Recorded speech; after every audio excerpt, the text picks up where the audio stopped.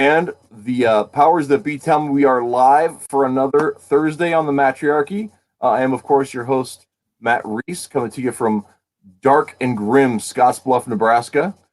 Joining me today is Mr. Douglas Ernst, Hey, what's up? Thanks for having me, man. Finder and journalist. How you doing, Doug? Pretty good. Thanks for the invite. I appreciate it. Nice to be back. Absolutely. Glad to have you back. And of course, I'm super excited because Soul Finder it's there in the wind any moment. Oh my God. It's the last time we talked, we were promoting Soul Finder, and now it's the book is literally here. So and it arrived at the distribution facility today as well. And so those will probably start going out tomorrow, and then people will start receiving them next week. And then I have to also, I'm coordinating with Tim and Brett because we weren't sure exactly when they were going to arrive everywhere. Right. Now we are doing the plane tickets, and we got to figure out when everybody could get into town. So my guess is that it'll be like maybe the first week in December. And then as soon as they fly out, then obviously we're each going to take a batch and then start shipping them out. So that way we could do it very quickly. Okay. So now the question with that, is it a situation where they're like every copy is going to get signed, or? No, we had a tier where the entire team, myself, Tim, and Brett, not Dave Dorman wasn't able to do it, but basically myself, Tim, our artist, then Brett, our colorist, we're all going to sign it together. So we have to essentially be in one place to be able to do that. And there's I want to say 100 books or so that people purchased that particular tier. Yeah, that's not too bad. Yeah. I would like to reflect on a story that's not mine, but I did find funny. It's Tim mentioned it at some point. That for I think it was My Hero Macadamia, he was getting complaints from people because his signature was a doctor's signature. Well, so what were they expecting? I don't know. Yeah, and he's got a short name as well. So mine will be I mean, I have chicken scratch for a signature, but I'll put my whole name on there. You'll see. So hopefully I should just let people know what it looks like beforehand so they could see exactly what they're getting. So, but it'll be my full name. And then I don't know. I guess I might have Brett's signature on Trump Space Force or something, but I don't know what Brett's signature looks like. Yeah, I know. I work in the mental health field, so I sign my name several times a week, probably 100. I've signed thousands of things.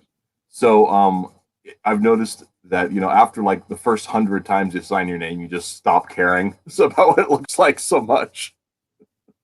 Yeah, no. Well, our campaign in general is a very stripped down campaign. Mm-hmm. And initially we only did something like 30 team signatures, and then people were complaining basically. And they were just like, come on, dude, you got to do at least 100.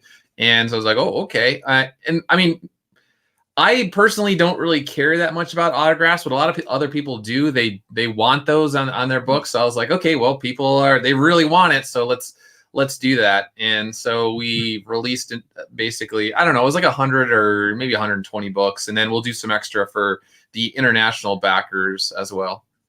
Yeah, I've got some signed stuff in my collection and some unsigned stuff. And it's neat. It's a neater experience when you've actually met the person. Right. That's how I feel.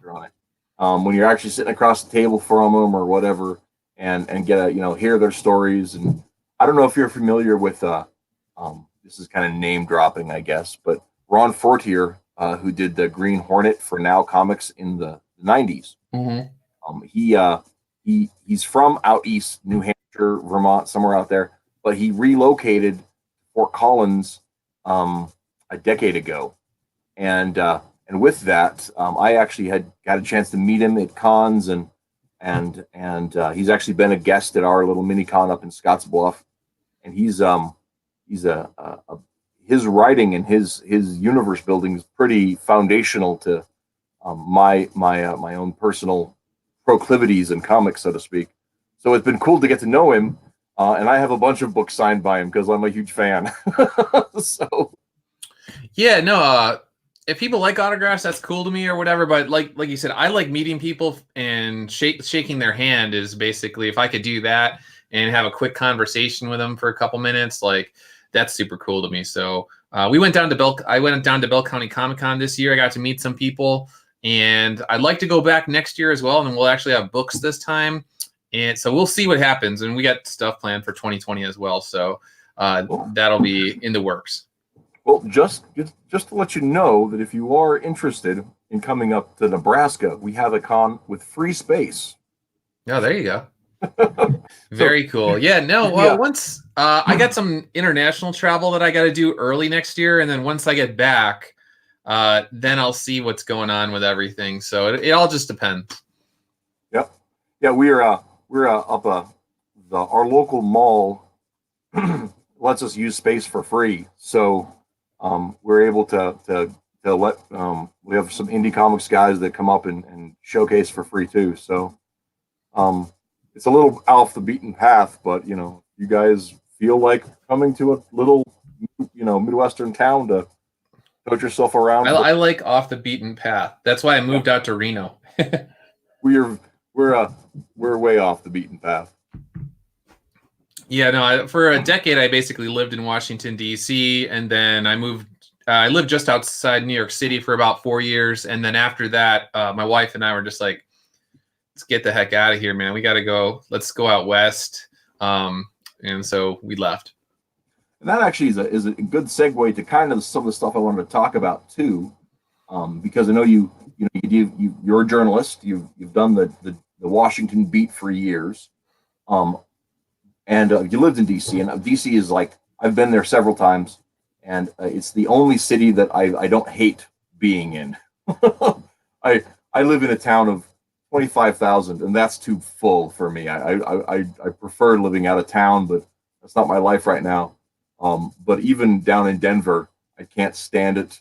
I've been to to Tulsa. I've been to Kansas City. I've been to San Francisco, L.A. I can't stand. I hate them. DC, I don't mind. Probably because I'm only ever there for like 3 days at a time, but I don't. Yeah, it's not, the city itself is actually kind of a nice little, I don't know, a mix of everything where it's, well, I shouldn't say everything. To me, I grew up just outside Chicago, and then I also spent some time around New York City, and it was like almost blended what I liked most about both of those cities together. And then even the architecture, like basically, I forgot the rule, but years ago, you could not build anything. I think it was like above the Capitol building. Mm. So if you like look out over the skyline, everything is very uniform. There's not skyscrapers or anything like that. And, but it's still a very busy city. And so I like the city itself in many ways, but the culture there with all the power that is concentrated has also brought with it a lot of people that would throw their mother under the bus if that would get them on cable news, those sorts of people. And back to that in a second. But one of the interesting things about the architecture, I just finished reading, well, it was an audiobook. I just finished listening to a book called Devil in the White City. I got to read that. It's really good. And it's about the 1893 Chicago World's Fair. And one of the lead architects and kind of the guy who was the organizer was a guy named Burnham, maybe Eric, I'm not sure. I can't remember his first name, but it was Burnham was his last name. He was also one of the guys in charge of the renovations in DC that happened in the 20s or teens or 20s when they built the Lincoln Memorial and they revamped the city to update LaFonte's plans for the city. And he was the guy who built the Flatiron Building in New York City. So he's from Chicago. That's like interesting. So maybe that's why I get the vibes, the Chicago vibes there. It's what I love about Chicago, and it's what I love about New York. It's the same guy. I want about that. It would be really interesting if you. I don't know if you're a big architecture fan, but if you ever went through and looked at that kind of stuff, and maybe that's the intersection there. But yeah, just like inherently, that was just the feel that I got while I was living there, and I liked that feel very much. And then even the city itself, the way that it's set up, it's basically like a bicycle wheel, and it's got like the spokes kind of coming out of it. I don't know. It's an interesting city itself. So, but yeah, the culture is just kind of gross to me for the most part. And so you got into writing about the politics and the news and all that stuff. Were you interested in that kind of stuff before that was your career? I've always been into writing, but when I was a young man, I loved creative writing. So whether it's poetry or just short stories and all that sort of stuff. So when I went to school, I went to the University of Southern California. I thought I was actually going to stay out in Los Angeles and end up being like a screenwriter or something along those lines. But then, well, basically 9/11 happened, and that changed the way that I thought about a lot of stuff.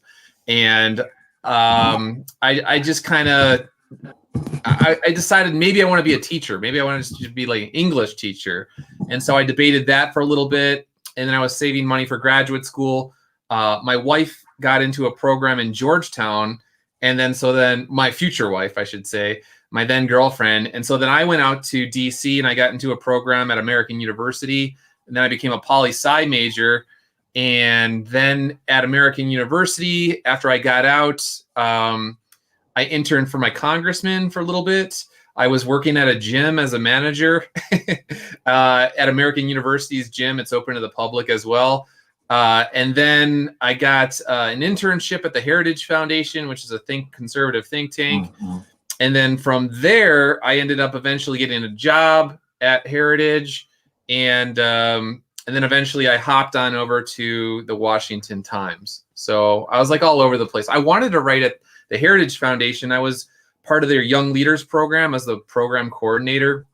Okay. But everybody has their own kind of turf. And they don't really like people messing with their turf. And there's all sorts of ridiculous hoops you got to jump through if I wanted to write on defense stuff. And I was just so busy with the intern program. Eventually, the opportunity showed up for the job at the Washington Times. I took a secretarial job, actually, to get my foot in the door. And all of my friends at the time, they thought I was insane because they're like, wait, you have this like really cool job at Heritage and like you're going to be somebody's secretary, basically. And I was like, yeah. And then another guy that I knew that worked at Heritage, he had been a lawyer, and he's like, dude, one of the best decisions I ever made in my life was taking a job where it was a massive pay cut, a massive cut in responsibility because I was following my heart, and it turned out fine. And he's like, just do it, man. And so then I did it, and eventually they knew that I could write, and so I ended up writing, and the rest is sort of history. Yeah. Well, cool. So you had a passion as a young man to write fiction and poetry and the artistic aspect of writing. As a journalist, it's very not exclusively utilitarian, but that's the core of that, is getting the point across in as little words as you can. And how do you feel that has changed your attitude, having done this professional writing in journalism? Has that done anything to change your attitudes or outlook on writing itself? Has my job at the newspaper changed the way that I creatively write? Yes. Better way of saying it. The cool thing about writing for the newspaper is that you have to constantly have content coming out every single day. And for what I do, it's called fast files a lot of the time. I wear many hats. I'm like a jack of all trades there. So I've done a lot of different jobs. But really pithy things, if something's breaking, they want it out real fast, very quickly. And like you said, condensing things down into its most important details, especially for a Twitter sort of culture that a lot of times they don't even want to read beyond the headlines or whatever. So it's like make it informative, also kind of entertaining. You don't want to sound like an AI wrote it or whatever. And so then when it came to writing Soul Finder, especially when one of the things that Tim said that was interesting to him is when he went to letter the pages, in the past, he's had to actually, with Mark, which obviously he likes Mark's writing. They worked together for 10 years, but they had to kind of condense it down or like strip it down a little bit more. But he was like, the interesting thing about yours is it was just ready to go. You were just super efficient, and you almost had to like instinctually knew where to cut things off. And I didn't really have to do much of anything. So I think it helped in terms of, with a comic book, you have to be very efficient with your space, and you don't want to suddenly do the Bendis sort of thing where it's like all the entire page is filled with word balloons. And so I think it helped there for sure. Yeah, that's actually something that I've been doing webcomics since 2006.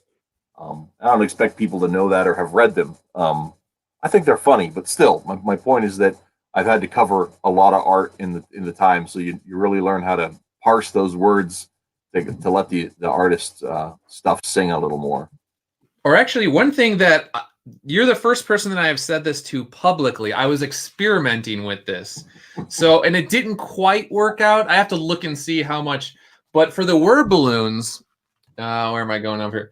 So I actually, when I was writing them, I kind of did it like free verse poetry, where I wanted the line breaks to be on basically nouns or strong verbs. And so it was almost the word balloon was like free verse poetry.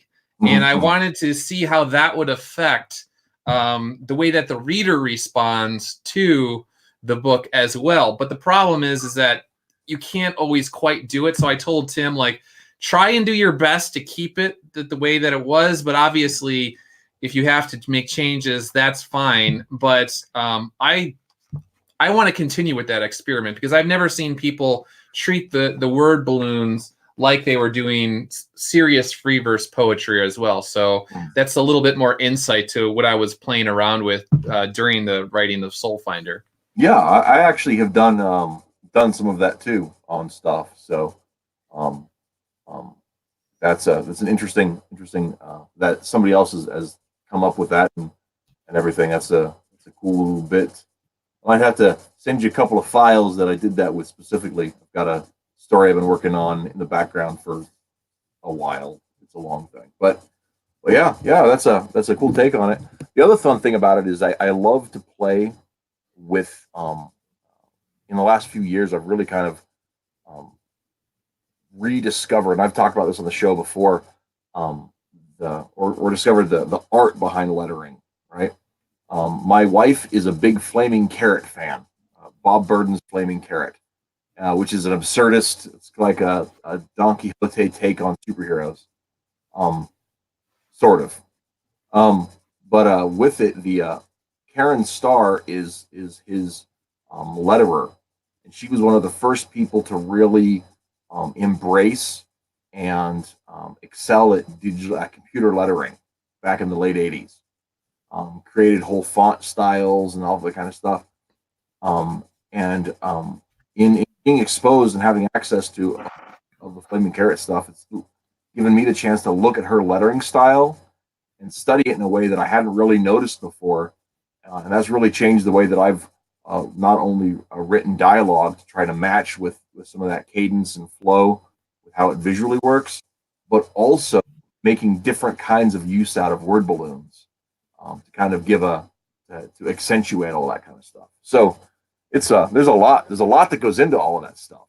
Yeah, no, you could definitely. It's cool now that, especially over the past couple of years, meeting people like yourself. In the past, I talked about comics with my brothers, but never really the craft of storytelling with my brothers, or like breaking down something like, hey, what if we used word balloons, but we actually worked them like it was actually poetry or something along those lines. I never had those conversations with other people, so it's cool to meet guys like yourself. Yeah. Well, it's such a visual medium. There's so many ways of making it work, and I think that's the thing that it encourages the growth of the medium for people to be able to take it. And that's one of the things I love about indie comics, right? Is that it's not just the realm of the professionals that we can take, and webcomics are a great example of this. The barrier of entry is virtually just the work that goes into making it. And so you have a lot of opportunity to in that webcomic sphere to be able to try things out and to see what works and what doesn't work, and to really put your nose to the grindstone. Um, and it's not as I'll say maybe not as glamorous as being able to have it doesn't feel as good as having the book in your hand, Right. but it's still a fun thing actually making it. So Yeah, and it's as I was telling Tim the other day, it's just a huge weight off my chest because it's not really real in terms of I have something I need to get to the customers, and I could be happy all day that I have the PDF file of Soul Finder, but until it's actually printed and it's going out to them, then it's almost like it doesn't quite exist yet. And we had I've said there was an issue with the foil, the gold foil on the cover that delayed things, and then Tim sent me a picture today. So everything arrived at the distribution facility, but one of the boxes has a giant dent in it. And he's like, okay, just chill out. Listen to me. And then I was like, oh no, what's going on? He's like, okay, so the box is really damaged, but there is a lot of padding in the box. So we opened it up and all the books are fine. They're fine in this particular box. But if you just looked at the picture, it was just like someone just body slammed this box and there was just like giant dent in it. And it was just like, and then one of the boxes that arrived at my place had a giant footprint on top of it, like someone with like a tar or muddy or something just stepped right on top of the box. And I was just like, until you actually get the books out and it finally arrives, there's so many weird pitfalls that can happen before it gets to the customer. Yeah, for sure. And that's one of those things. Like I used to do work freight, right? And so yeah, I know how boxes get treated in the back of an 18-wheeler. Right. It's one of those things that, like, when you guys are shipping these huge quantities of things, and I've never dealt with quantities like that. I mean, other than when I was working for somebody else, but I've never dealt personally with that large amount of your own creative property, and it would be just nerve-wracking to have, just because like you were talking about the gold foil just not adhering right or not being dried or whatever it was. Yeah, it was. So it's on the front, but then because it wasn't quite dry enough, it was when they were stacking them or whatever, it was then coming across on the back of the next one that was behind it. And then luckily somebody did quality control and was looking, they're like, oh no, oh no, oh no, oh no. They had to print them all over again because was that the entire batch, or did they catch it midway through? Or I don't know if they would even tell us exactly how many. I just know that they said that they had to do them all over again. So I don't know maybe they did like 400. I don't know. But it delayed it for a good week at least. So my guess is that there was a good amount that got printed before they caught it, but I don't have to pay for it. So I put it up here on the screen. Critical Blast is in the chat. Thanks for coming to the show. Appreciate that. And he said the comment we're talking about, whether they're there but they're not real until somebody gets it. They're Schrodinger's comics, right? So and then also Star said, "Oh my gosh, that would be terrifying. Sounds like demons are going to town to attack the book." And there's always little weird things going on throughout the entire process. So yeah.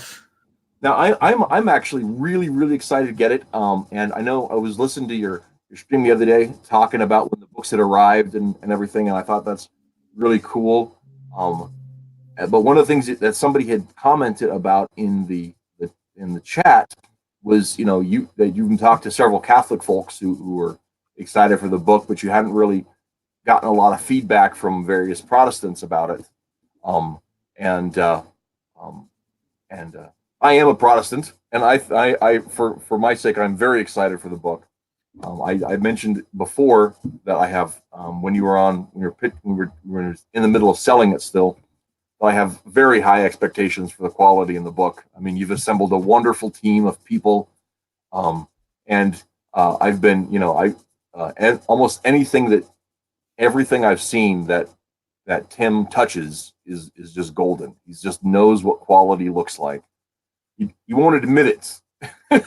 He says, "I'm still figuring things out," and I say that's crazy because everything he touches has just got this bar just so far above on things. Yeah, the actual quality of the book, like the paper stock and all that kind of stuff, the square binding, that was something where early on I was like, Tim, I do not care what I have to pay. I don't care if I lose money, but we have to get that right. And I don't care. I just do not care how much it costs.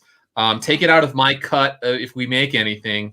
But this is my introduction, my first impression to readers like yourself. So if I give you a shoddy product, if it's falling apart in your hands the second you open it, it just looks like it, like total amateur did it. Then I have an uphill battle in terms of the writing and the story, and maybe you're then inclined to be more picky about little things that annoy you or whatever. But if you get it and you're like, holy cow, because there was somebody that they were like, I thought this was only like a 20-page little floppy or something.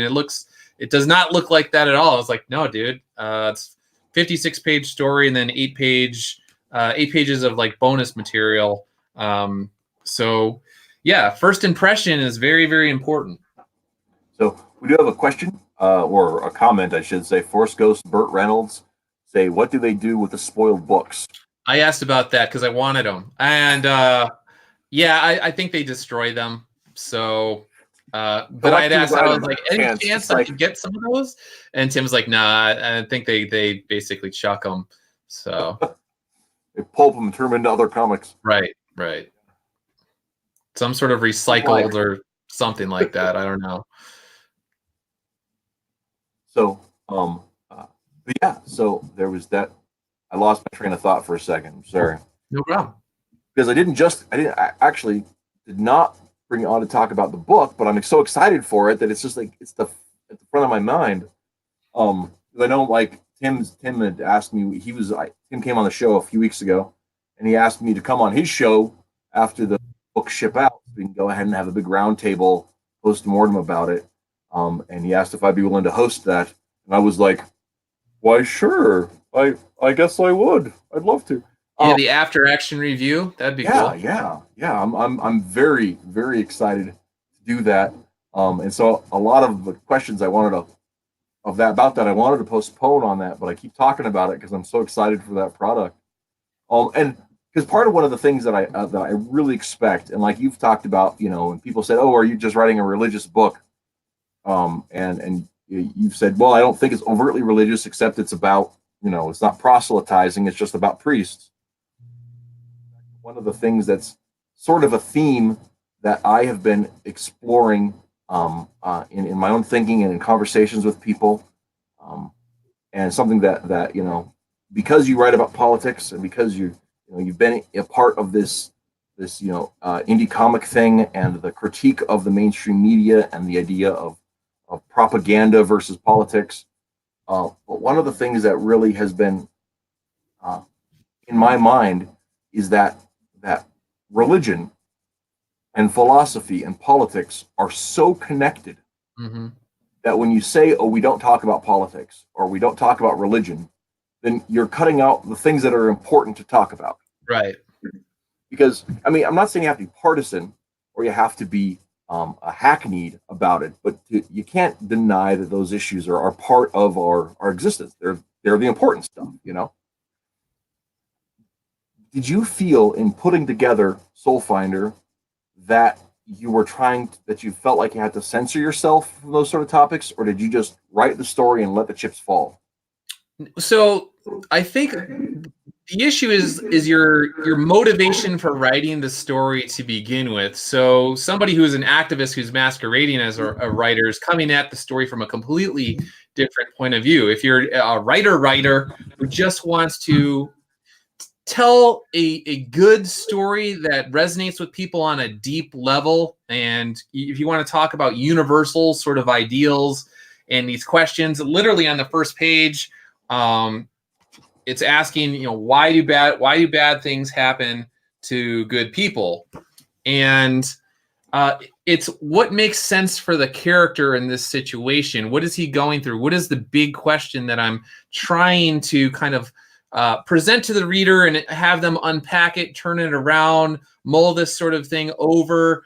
And so it's like, what would logically be the best way to essentially put Father Redder through the gauntlet? But at the end, he comes out of it a better man. Whereas a lot of comics, they go through a gauntlet and it's just some sort of, they come out a worse person at the end, and they're supposed to be the hero or whatever. So I wanted to find things that were logical to happen to this person, and I never wanted to really beat them over the head. There's some stuff. So there's one instance, actually there's a couple, where the character speaks Greek, and there's a little bit of Latin in certain parts. And then Tim and I were talking about, well, do we translate this here or do we not translate? And I said, nah, don't worry about it. Just put it in there. They know essentially, you kind of get what he's saying, sort of, especially with some of the Latin. And I was like, certain readers will just get it, and others will actually take that extra step and be like, I wonder if that's actually like really Greek. And they'll look it up and be like, oh, that translates to devil's mercenary. That's cool. No spoilers, no spoilers. Yeah. So, so it's one of these. I told Tim, I was like, I would rather raise the bar for our readers instead of lowering it. I want to push them or encourage them to go that extra mile if they're question. They don't need to if they don't want to. But for those that do, if they see the Latin and they look into the Latin, they'll be like, oh, this is really Latin. And this is actually a real exorcism prayer that Catholic priests use.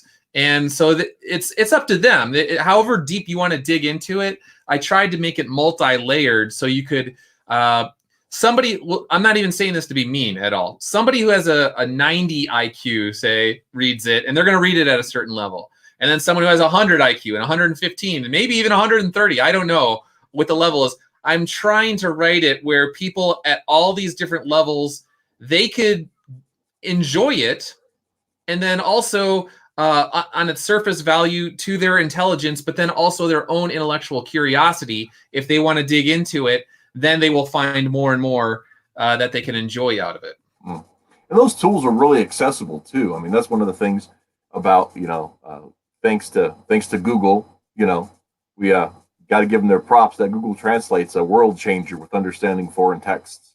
Right. I'm just a dirty little monoglot, well, right? Luckily, I'm the house that I'm at now. It was just brand new built, but my landlord, we're renting it out, and he's from Greece. So I went to him to make sure. I was like, hey man, can you just double check this? Is this correct? And so he checked it. His dad checked it. And then with the Latin stuff, I actually have. Hold on one second. Don't want to. I got my book of the minor exorcisms and deliverance prayers in Latin and English as well. So always be prepared. It's like that was one of the things. One of my critiques of the mainstream industry for so long was that they don't do their research into these subjects. So they're writing about a billionaire CEO, but they don't even know business 101, and it shows in the comic books. And I was like, okay, if I'm writing about a Catholic priest, I should at least know a thing or two about exorcisms. And that's one of the things too. You're talking about the of modernist, postmodernist writers of setting up their heroes for failure. But I think there's another. Sorry, Matt C in the chat says minor exorcisms. Yeah, no, that's just one book. I have multiple books going on here, and I did plenty of research. So when the demon is under 18, critical blast writes. I don't think any demons are under 18, but that's a different story. Yeah, they're pretty old. Let's not get into that today. So, but yeah, I think you're saying that the one side of it is that they take characters, just beat them up, and they're so into this concept of deconstructing the heroes, that they just tear them apart constantly. And the other side of it, though, is you have ones where they write stories where there are no stakes, right? Where there's no room for growth, there's no room for character development, there's no real challenges. Maybe there's minor puzzles, but that's it. And like that could be okay if you're writing like Richie Rich, or you're writing for 7-year-olds. Mm-hmm. Our hero stories, they're metaphors for real struggles, so they should have a weight to them. Right. And I think my personal guess, and I don't mean to interrupt you here, but the reason I bring that up is I think that a lot of that stems from a refusal to believe in the concept of a transcendent truth. Mm-hmm. The idea that there is a reality outside of our experience, even if we don't experience it right, that is still more real. Right. I think that because we live in a society that rejects that idea, we have pulled ourselves away from it, and I think that makes our myths weak because we deny the truths underlying them. Yeah, I mean, and that's something where even a conversation, it's weird because even a conversation like this, now I have customers, and some of my customers they're moral relativists. So it's like, even if I try and discuss this, it's a minefield in and of itself.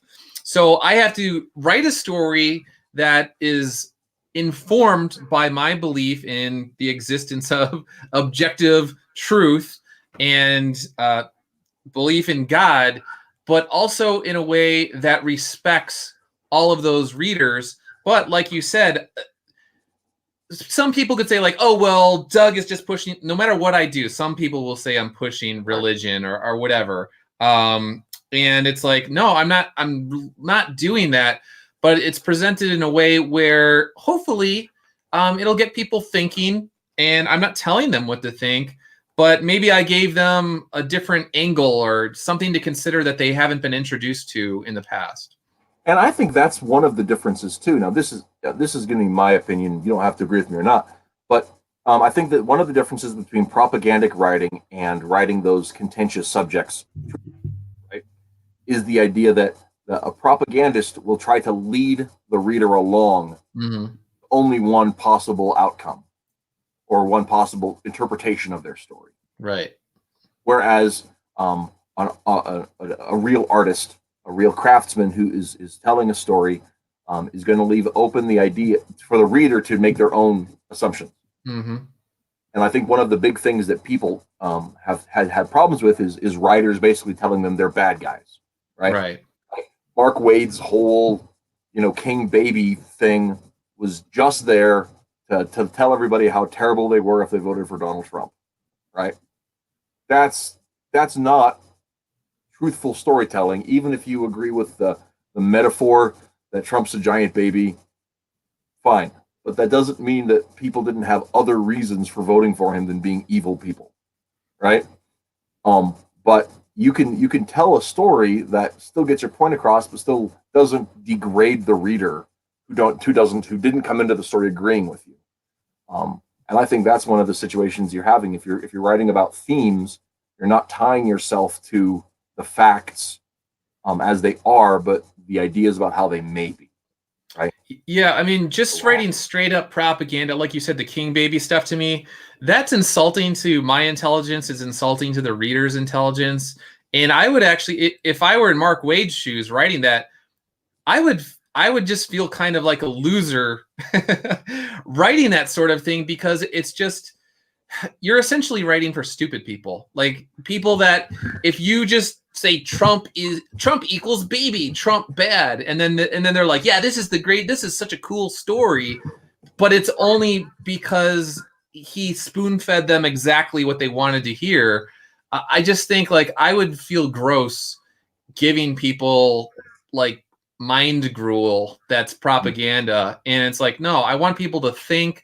I want to make them sharper individuals after reading the book. And like I was saying earlier, it's something where they might see something, whether it's Greek or it's Latin, or maybe it's a certain reference to a name. There's a Trappist monk that I mentioned in the book or whatever. They, again, They don't have to go that extra mile. They're totally fine. They'll get the story if they don't do the extra work. But at the same time, I'm trying to be like, hey, I want you to be a reader who sort of is not passive. Like you're actually an active reader in many ways. Well, and I think that leaves the making sure that you when you're not preaching to the reader, when you're just laying the story out there that way, it also gives them the opportunity to engage in the story at whatever level they come to it, learn more, right? Then they can reapproach that story with another different perspective, and it gives it that reread value. Like you look at like Lewis or Lord of the Rings, when you read them when you're a child, they're action stories. When you read them in your 20s, they reflect on society, and when you read them in your 30s, they start to talk about the nature of humanity. You know, they're complex, they're layered, they're not forcing you to see the world in their way. It's the nature of the story itself as it moves along. And well, actually, now that I think the other thing with propaganda too, I mean, if you're the writer, like I said, when I was writing Soul Finder, I think of it like, I may have said this to you before. So when people are exercising, or say you enter a 5K race or whatever, and you're trying your best, you're trying to hit your personal best, you cross the finish line, you just collapse at the end of the finish line. Psychologically, when I am going through, when I was writing the script for Soul Finder, I am constantly looking for plot holes. I'm looking for things that don't make sense to the reader. I'm going to people that are going to challenge me, whether it's Tim or Mark Pellegrini or a couple of my other friends. And I want to feel psychologically the same way as if I ran a 5K race or a marathon. When I'm done with it, I've given everything that I can. I've attacked it from all these different angles, and I'm just exhausted. I'm spent after writing this. And with propaganda, you don't need to do that. You could just, you know, the talking points, you know exactly what they want. And it's just like, it's the laziest thing you could do. Well, and like a lot of times propagandic writers too, I'm not naming anyone specifically, but even in official Pravda, right? They write in such a way to exclude the hard questions from being there. So if somebody brings up the hard questions, well, you just answer with mockery, right? You just answer with dismissal. And so you're not out there actually waiting for somebody to debunk you, or even to find a better argument, because you've already excluded the possibility of that. And I think that's one thing that it's really easy. I have to back up. I would believe it would be really easy to write that way from an effort perspective.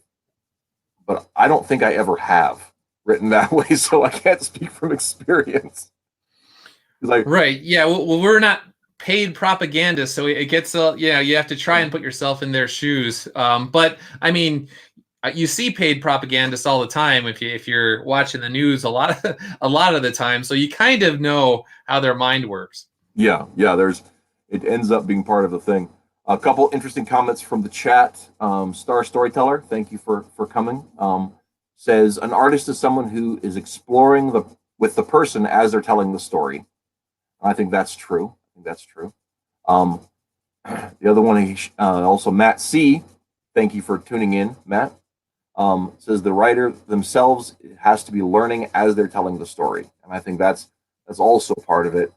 Because as especially if we're writing character pieces, as we explore those characters, they're not us, right? You're always, at least I am always trying to separate my motives and my ideas from the characters I'm writing, which in my webcomic is pretty easy because I'm writing about teenagers, and I haven't been a teenager in a very long time, so it's easy to not think about things like an old man then. But with that, I definitely want to explore what their motives and their ideas are as real people. They're not real, of course, but we pretend that they are, so that way they can express some sort of greater truth. So I think that's the one. Matt C also points out that apparently I am at 100 subs now, so I can personalize my URL. So I don't know. That was my one YouTube goal, was to have a URL that wasn't a string of random letters. Nice. So cool. I better get on that before somebody unsubscribes because I've made them angry. Yeah, and with YouTube, it takes one thing, and you'll lose a handful of subscribers. Well, hopefully, the people that have stuck around are people that have grown to listen to me yak. So, but anyway, Critical Blast says interview your character. Back to our conversation earlier about making sure that they have their own voice, and I think that's a really good tactic. Um, but before we forget about this, way back up the chain, Star Storyteller had a very interesting question that I was holding off until we had a break in that part of the conversation. What are some tips for researching writing projects?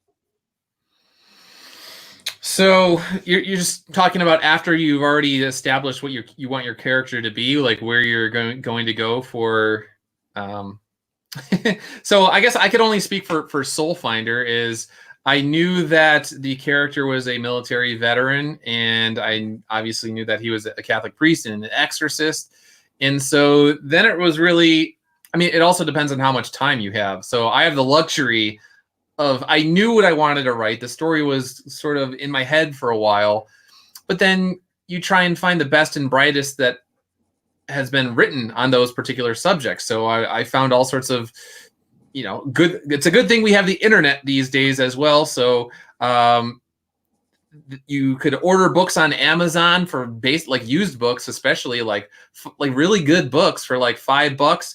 You get them, and then anyone who follows my channel, they know that I'm constantly highlighting passages. I have a little system where as I'm reading, I'm like, ooh, that would be really cool in a story. So then if I really like it, then I'll underline it. If I'm like, no, I have to have this in a book, this idea here, then I'll I'll underline the page number, and I have a little system or whatever. And so you just need to, if you want to be a good writer, you need to be a voracious reader as well, I believe. So again, you're constantly trying to learn stuff over and over and over again. So yeah, just keep reading and reading and reading, and try and find really smart people that wrote books. Not necessarily bestsellers, but just really smart dudes and women. And I think one of the things it comes to is like as far as tips for research, is know what you're looking for. And I think that's the hardest part with any research, whether it's scholastic research or whatever, is knowing how to ask the right kinds of questions so you know where to look for the things you want to find. Right. And that's why I think that's why a lot of people end up writing in their wheelhouse of interests, because that's the stuff they already know. And so finding learning how to ask the right questions can be a real hard thing to go. And I am definitely a fan of the write what you know sort of route. So I obviously could write on, I don't even know, some fortune teller or something along those lines. I don't even know. But it's just like, okay, well, my life, all of the things that interest me are related to the military, and obviously my faith is really important to me. So it just seems logical that I would work with the raw material that I have at hand instead of going out looking for a completely different mineral somewhere else. And then maybe if time allows, then I could start to work on all these other sort of things. But sometimes I see people do stories on stuff where it's like, okay, that would take like 10 years of research to do it right. But you have such an interesting life. I could tell by meeting you and seeing your feeds, like, why are you going so far out? I don't know. But if it works for them, I guess cool. And actually, that's one interesting. One of the guys who's been kind of a regular guest is Matt Krotz, who's in the chat, and he is getting ready to get his comic Kyrie mailed out. I think it's on his way to him, if I understand right. But it is about. It's kind of I did back it. Oh, hey, well, you know about it. Then I won't explain the whole premise. But for those of you in the chat, I believe that it is still, or watch a replay, it's still up on the on-demand store. And with that, it's about it's kind of an Indiana Jones type adventure story set in the Roman era, I think the 2nd century, and it looks pretty interesting. But that's one of his pet areas of interest is the ancient, the classical era and the post-classical Near East. And he actually came on a little while to talk about that at length a few weeks ago, and it was a real fun conversation. So I think that's one of those things. Is you said some things will take a person 10 years of research, but for some people that's just what they do. Right. That's been the order of their life, is to talk about is to research the stuff because it's what catches their fancy, and then the next thing they know is it's grown into something huge. I mean, that's with Tolkien's Lord of the Rings stories. That's a lot of what happened with that. I'm sure Doug, that he started coming up with these languages, and because that was what was fun, and then like, okay, well, what society would give rise to a language that I've created, and then the next thing you know, you have the Hobbit, Right. So I think that's one of those things about our fancies in some way. I think that's really there's a book thing I got somewhere right around here. It's actually on Tolkien's friendship with C.S. Lewis. Yeah. It's somewhere right around there. I don't know, but it's a pretty cool book. It talks about their friendship. So yeah. I've read some of Lewis's letters about his conversion and the conversations they had. That was right. Truly fascinating stuff. So, but yeah.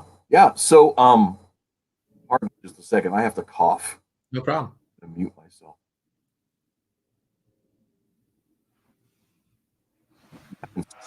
Soft coughs this whole show and that was a bad one. Anyway.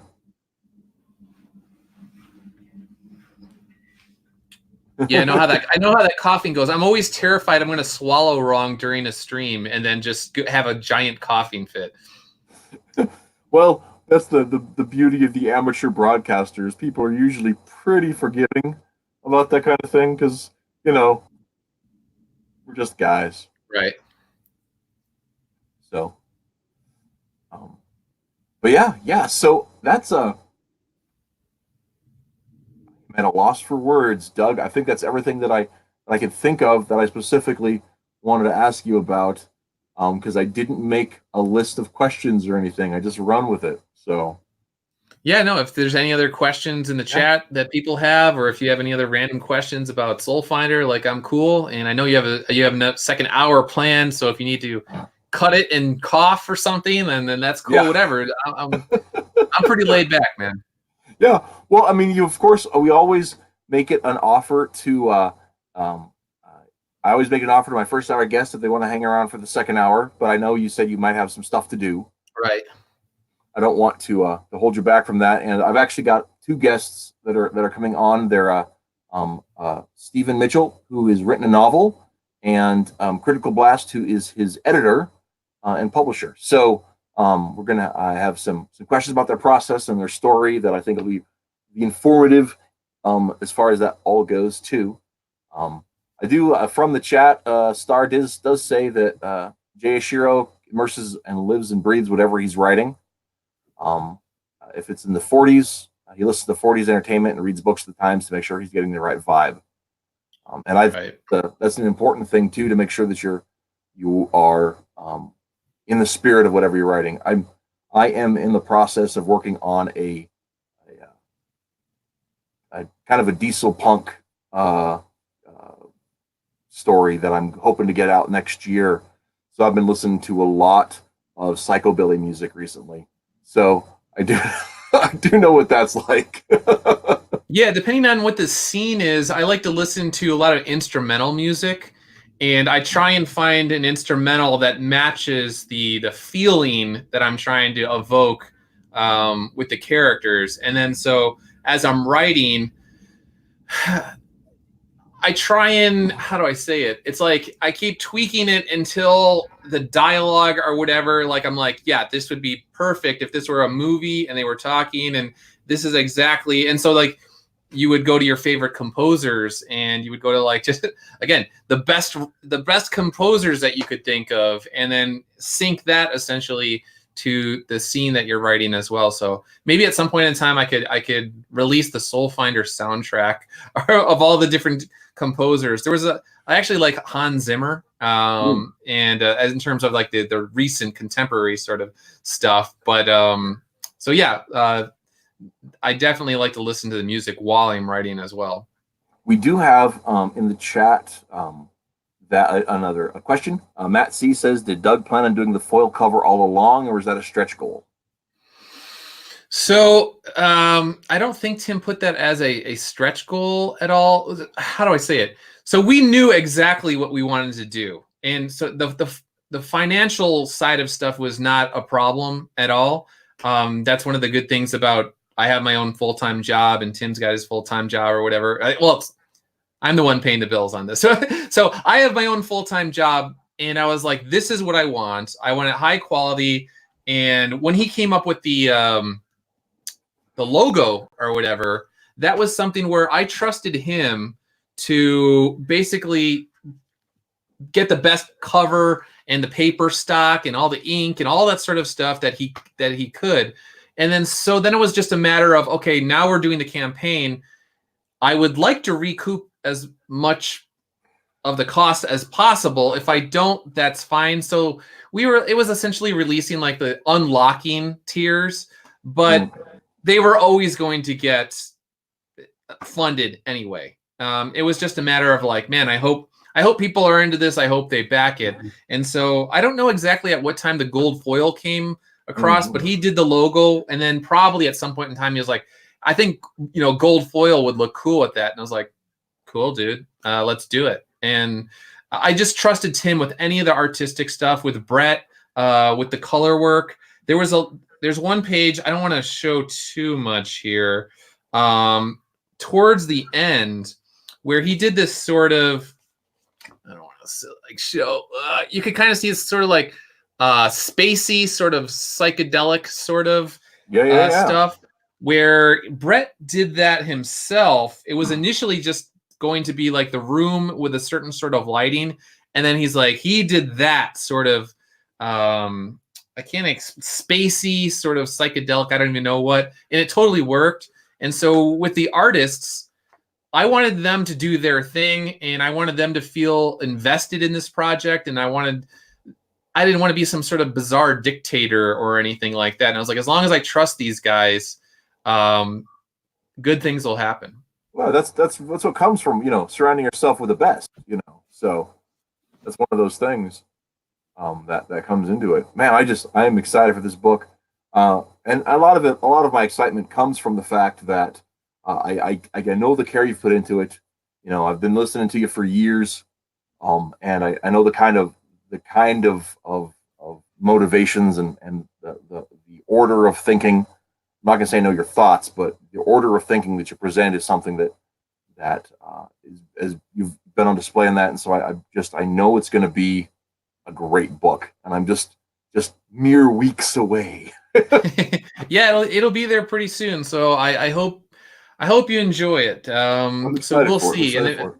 And if people enjoy it, then I have another one coming in 2020, and I can't wait to announce the artist on that. I don't know. I'm going to try and get him out to Reno with Tim and Brett, and if he wants to, maybe we'll announce it then if we could get him out there as well. So, people in the chat are talking music, and Matt said, I've never heard of psychobilly or electro swing, but I'll check it out tonight. Psychobilly is the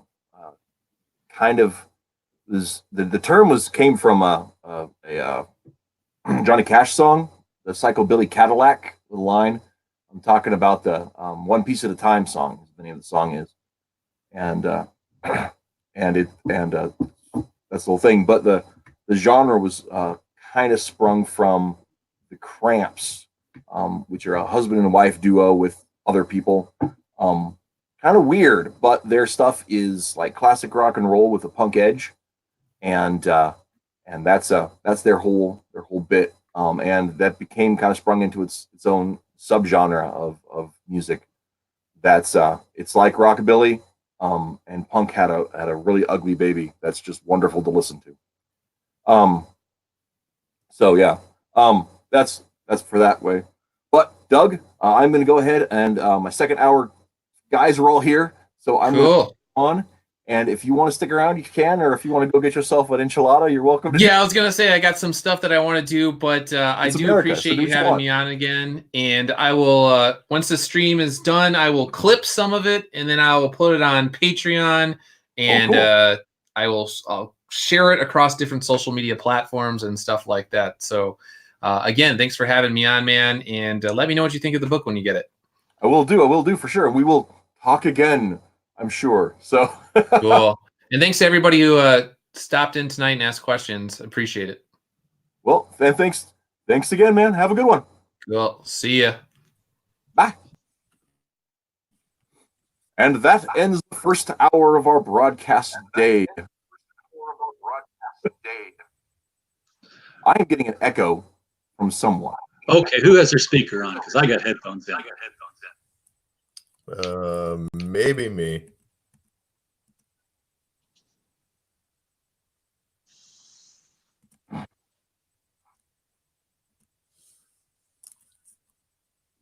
You guys still getting echo? Nope, I don't think so. Let me keep talking and see if I hear it. I do not. All right. So, well, if I yell, maybe I do, but I'll try not to yell. So, well, thank you guys so much for coming on. And Critical Blast, I only know you as that because I've met you on Twitter. So I don't know what you go by. I'm RJ Carter. I've got another Twitter channel out there where I just do my own stuff, but lately I've been doing a lot more on the Critical Blast channel. It's difficult not to get the personal and the business interrelated that way, and that's probably why we've lost about 100 subscribers this week. Yeah, no, I feel that a lot too. I had my own personal Twitter for a couple of years, and we launched a company Twitter, and I just don't check on that one very often because it doesn't have as many followers. So if I'm trying to share out the webcomic or whatever, I want it to get the maximum impact, but that's also attached to all of my native snark. So, but so RJ, Critical Blast, you do a pop culture commentary website, right? That is correct. Criticalblast.com, where pop culture gets blasted. We started this about 5 years ago, a couple of months ago, and it grew out of, I'd worked for a site called thetrades.com, where we did the movie reviews and the DVD reviews and the book reviews. And the owner of it decided, after 15 years or so of doing it, that he was just going to hang it up and let it go. And I was like, well, I'm not done yet. So I took a crash course on how to set up a website and a content management system, and learned a whole bunch of Drupal. And here we are. We found a look we liked, and I was like, okay, don't touch it. I don't want it to break. Yeah. So how many you if I remember right, Steven, you write for the Critical Blast too as well, right? Yes, that's correct. I do write some articles for Critical Blast. So how many like staff people do you guys have? Is it just the pair of you, or is there other people that come along, or how does that work out? We have people in and out. We were up to like 6 or 7 people at one time. We've got another movie reviewer and a live concert reviewer in St. Louis. We have a music reviewer out in South Carolina. So we're kind of spread out. So with live music reviews, do you guys have a pretty active St. Louis music scene that's part of that? And well, yeah, we do. I don't get to a lot of it because I'm married with children. I'm married with child, but he's at the age now where we can start. I can start taking advantage of some of the press venues that are open to us. Largely, what I'll go to is things like, we have the Muni, which is this wonderful outdoor Broadway musical theater. We'll go see productions there. We also have the fabulous Fox Theater, which is indoors. We plan on seeing, groups like Mannheim Steamroller. There's going to be the traveling production of Wicked. We're going to be covering all of that. But yeah, we have a lot of local bands and some concert places. Peabody Opera House. Just slipped right off the tip of my tongue there. But yeah, there's a lot of places where there's live music to be had, and we get people there as often as we can. very cool. So, Stephen, is your little lane, so to speak, there at Critical Blast? What do you write for them? Well, whatever strikes my fancy, really. I mean, I'm kind of scatterbrained when it comes to pop culture. So, I'll hit on some Superman stuff, some of the CW shows I like to cover. Although RJ's cornered the market on the Flash, and but yeah, comic books, movies. Sometimes I hit some music pieces, but for the most part, I'm usually movies, comic books, some TV shows. But yeah, that's pretty much where I go. So, not to get too controversial on all of that, but where do you stand on the Super Sons question? I try not to stand on it.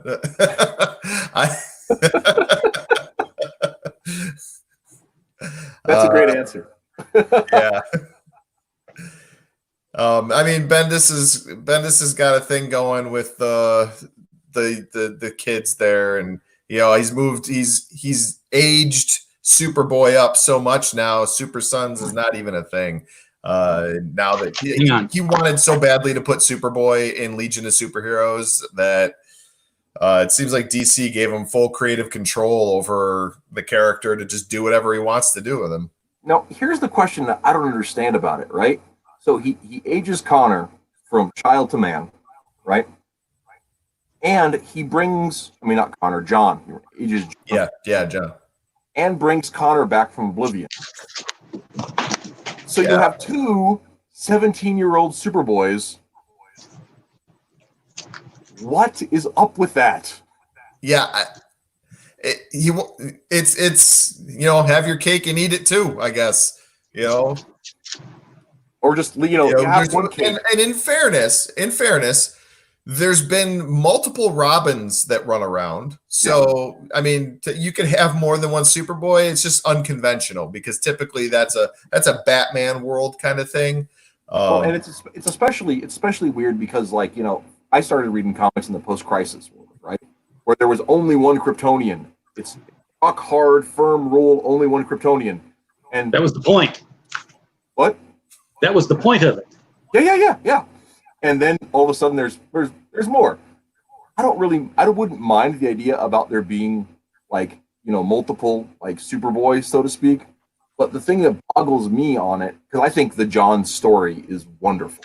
Right? I just think I have very mixed feelings about the way they wed the universes, but at the same time, the existence of John is beautiful.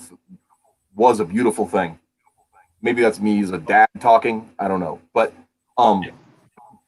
with that, it's sort of like everything they want. That it seems to me that everything Bendis wanted to do with John could easily have been accomplished with his resurrected Connor. And yes, I agree. And I don't understand why he because I don't think he wanted to eat the cake. It's like he wanted to have his cake and leave it in the rain. So I don't think I can take it. I never really liked the whole concept behind Jonathan Kent. If it didn't feel earned, the way that they just kind of threw him in there shortly after the Rebirth saga, and Bendis got there's that little 8-issue mini series, and boom, he's just there. It didn't feel earned at all. We didn't get to see Lois discover that she's pregnant with this mixed child of alien and human. I mean, that would have been a really good story. But I wanted to see the entire Larry Niven play out. The whole Man of Steel, Woman of Kleenex thing. Yeah. Maybe if you haven't read that, you should look it up. Yeah, no, I have. But there's a whole thing and if you're asking where I stand on the Super Sons, this is them. Yeah. Oh yeah. That's my Super Sons. I grew up on the pre-crisis comic book era. So. Yeah. And this whole thing. But yeah, the part of the thing is with if they would have kept the idea of a young man young Jonathan in canon, we could still have gone back and told those stories of Lois, pregnant within the alternate dimension or however that laid out. And I don't think it would have excluded that. It's just that they did. They just never gave a chance for that to develop because it didn't fit with Bendis's Legion of Superheroes scheme or whatever. And I don't know. Part of it, I got to admit, I'm biased because I'm not a Bendis fan. I have I have only read 3 comic books that Bendis has written that I wasn't bored or hated. Right? And those are Young Justice 1, 3, and 5. Okay. I quit buying.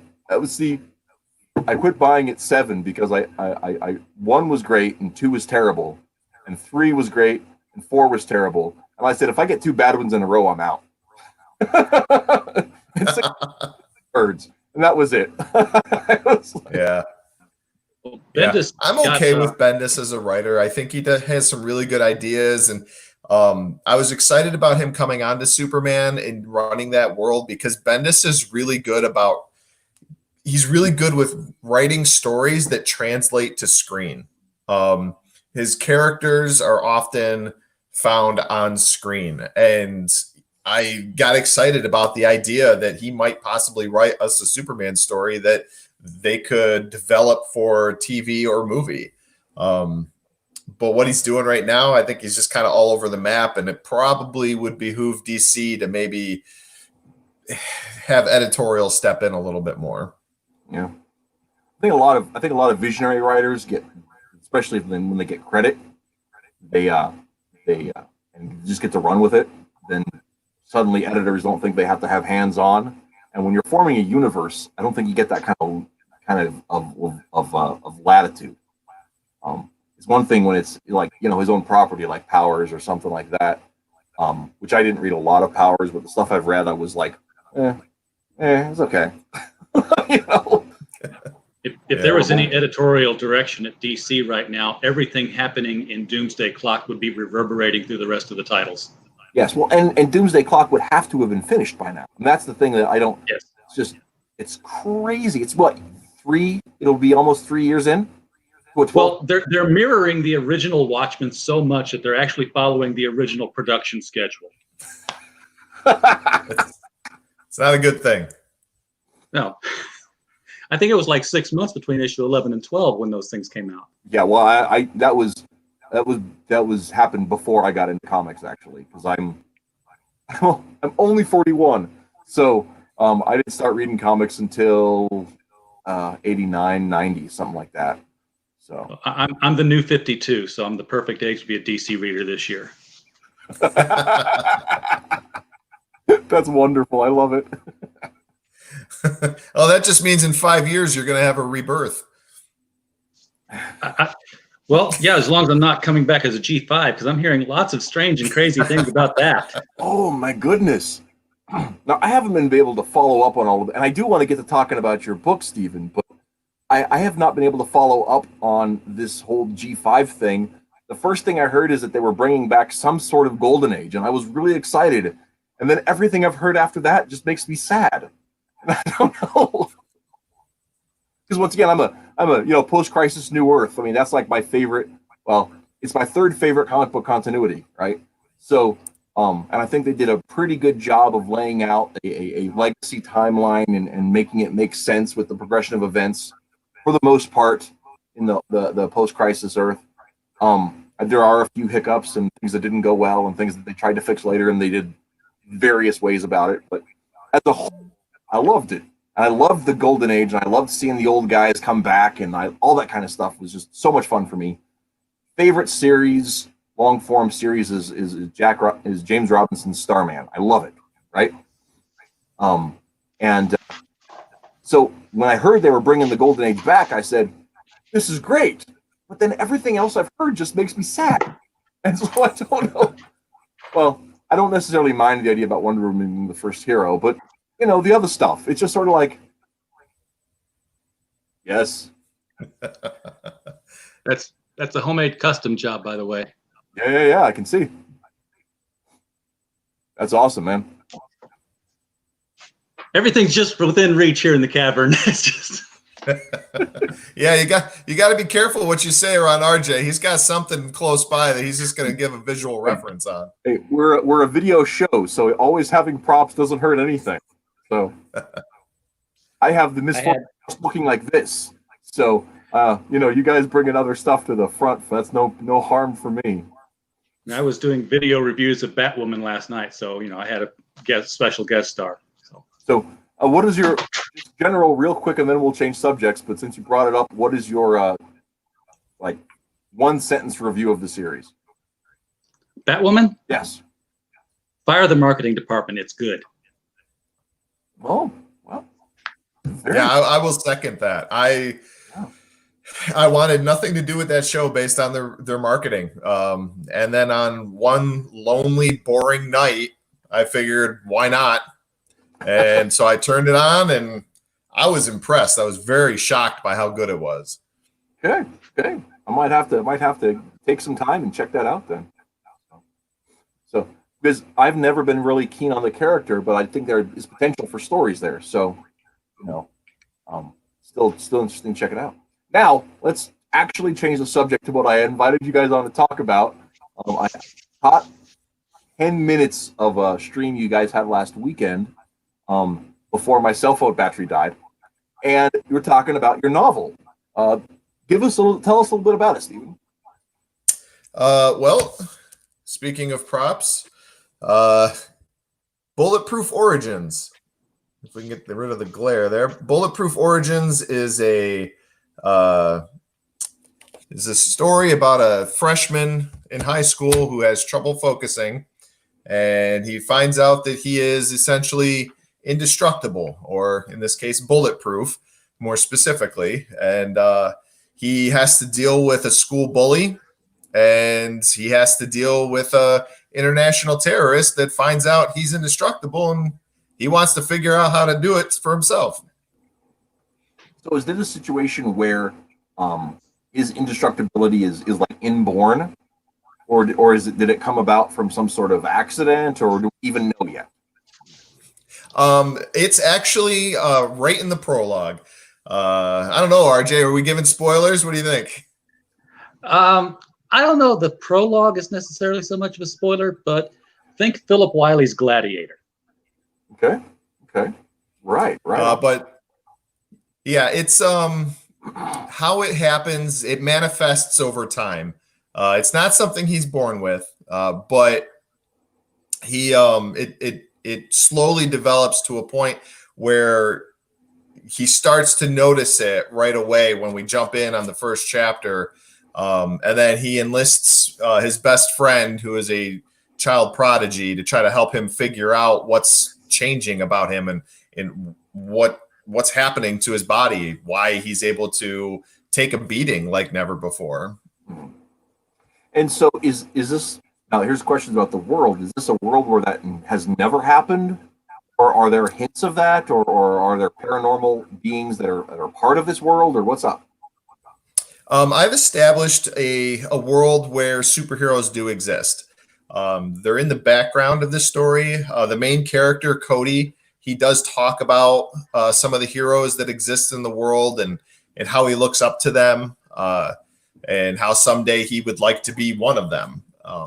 So this isn't something that anybody else in the book is going to be like, well, that's impossible. It's very tangible. It's something that people can believe in this world. Okay. But it's still somewhat removed from the average person's life, so to speak. So, yeah. So I think there's actually 2 mentions of superheroes in the book, and both of them are in newspaper headlines or television headlines. They do not cross into the story at all. Okay, cool. So would the heroes have like a celebrity type status in the world, or are they just like a more public servant kind of attitude? Or does the heroes in this world they're not really praised or looked at as celebrities so much as they exist, and people I haven't really really dive too deep into the idea of what people's opinions are, but like in Cody's mind, they're all celebrities. Right. He looks up to all of them. But as far as other people's opinions, some people in the story maybe a little lukewarm on them, or don't really give them a whole lot of thought or mention. Okay. Cool. So what were your, did you have any particular inspirations with the way you started framing the universe that your story takes place in? Because world building is one of my favorite things. Yeah, this concept formed when I was a teenager, playing GI Joes.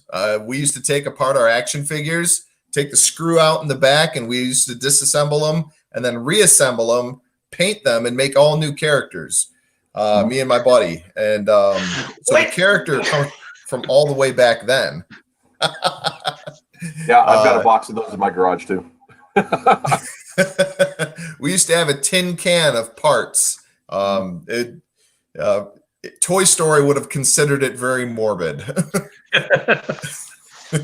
But yeah, so that's where the idea came from. Just from me, me and my buddy, we used to play all the time, and we'd make our own characters. And over the years, the concept just kind of developed, and I wanted something that was had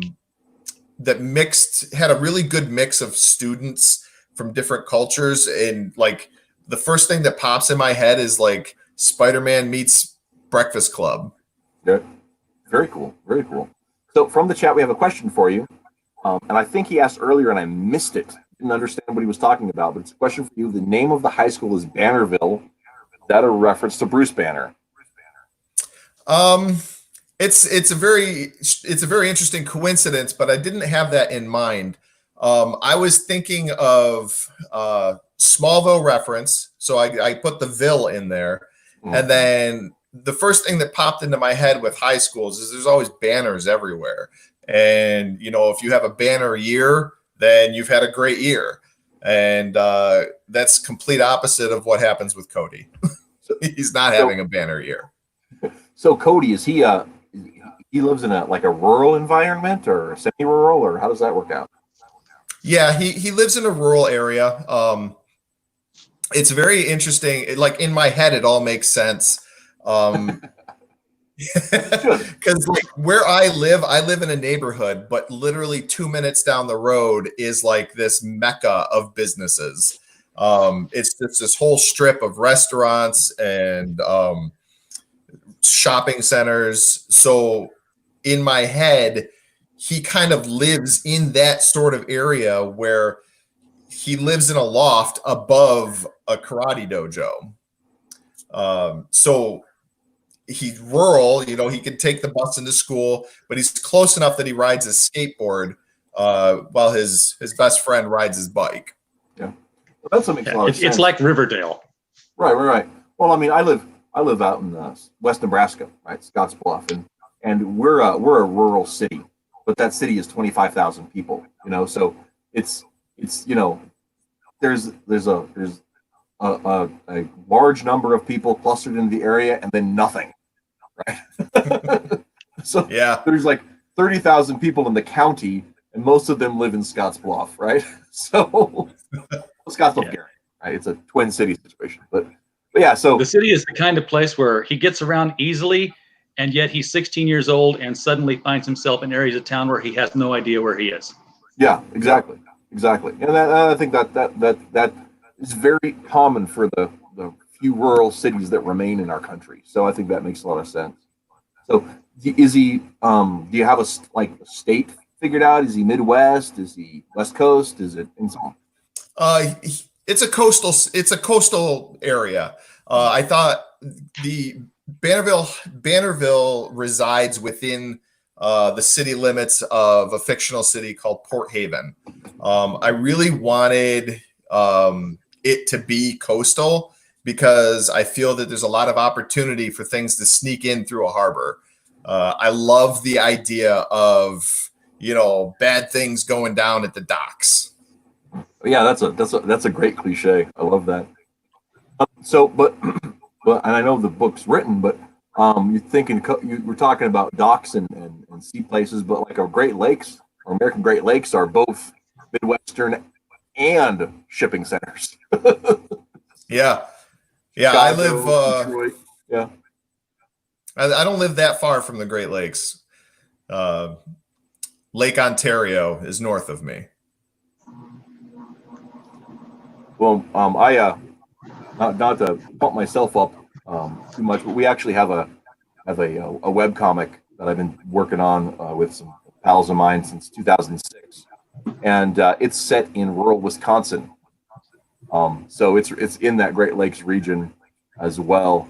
I've had to do a little bit of learning about that because it's not where I'm from, but we wanted something that would capture the rural plains feel, but not be Scottsbluff.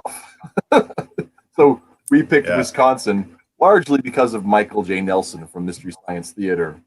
But yeah, so I've explored books and that kind of thing, that area. Yeah, I was very inspired by the way DC creates their world as opposed to like how Marvel does. Marvel gives us very, you're in New York City, Marvel's very grounded in like the world outside your window. Yeah, I really didn't want to do that because this is my sandbox. I want to be able to control everything that happens and not be restrained by having somebody out there. We all know that person exists where they're picking up a map and they're going to be like, that's not, no, there's no way he can get from here to there on a skateboard. So DC did it right with Metropolis, Gotham, Star City. So I created Port Haven as my little sandbox. So yeah, no, I agree. We in our universe, we actually have 5 or 6 fictional cities that that we've laid out, and there's Fremont City in Colorado, and we've got Keystone City in not Keystone, Kingston. So that one sounds familiar. Yeah, Keystone. I was like, wait, no. That's not right. That's not right. I said it wrong. Kingston in the UP of Michigan, and Urbana in South Carolina, and Presidio in California, and whatever else.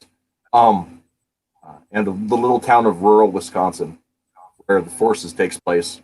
The actual town called rural, and the setting of your story can have a huge impact on the ability of your character.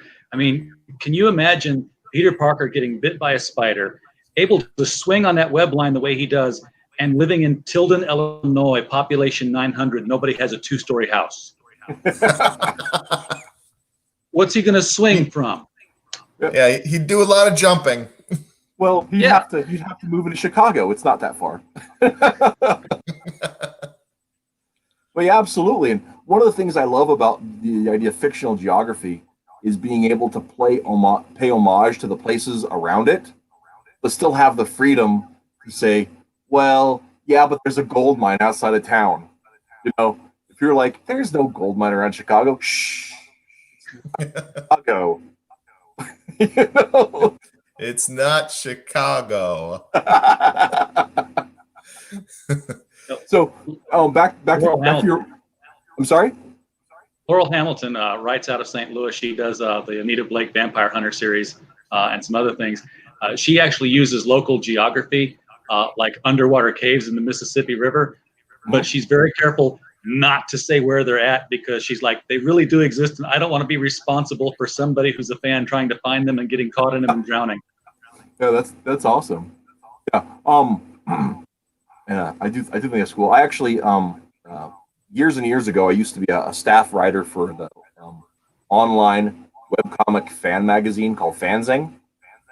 And I added a series of articles that are the Traveler's Guide to the DC Universe that were like travel articles in a magazine, travel magazine, about the different DC cities that you could go visit, and like, oh, when you're here, make sure you go to this restaurant or catch a play over here. And I had a whole series on that, and it was a lot of fun. But so I was able to incorporate a lot of those same kind of things when we started building our universe, and I just love to have that kind of flair in it. And I do like playing with what's already there, like talking about the history and whatever's already there. So It was fun for me as a kid flipping through the comics and picking out real history and then comparing that to my encyclopedia and then seeing how they changed it and all that kind of stuff. It was a kick.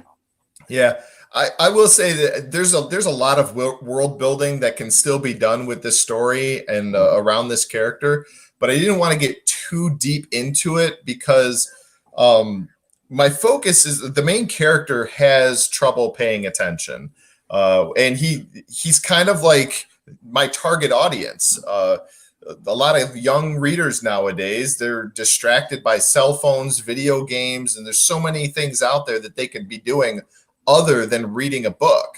So the last thing I want them to do is get tired and bored with what they're reading.